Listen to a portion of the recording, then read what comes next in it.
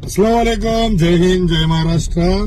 जैसे कि आज मैं जो वीडियो बना रहा हूँ पवन सिंह के छोटे भाई के लिए, जो विशाल सिंह है, इनको वो अपना छोटा भाई मानते हैं। दूसरी बात, विशाल का जन्मदिन है। कैसे हो विशाल? तुमको जन्मदिन मुबारक हो। अल्लाह तुम्हारी उम्र लंबी करे, उम्र दराज करे। समर भाई कुछ बोलेंगे? विशाल का जन्मदिन है, बहुत बहुत जन्मदिन की शुभकामना। बाबा खान एंड ग्रुप के तरफ से आपको जन्मदिन की शुभकामना मेरे विशाल भाई। टेंशन मत लो, अल्हम्दुलिल्लाह सब ठीक है। अस्सलाम वालेकुम, जय हिंद, जय महाराष्ट्र।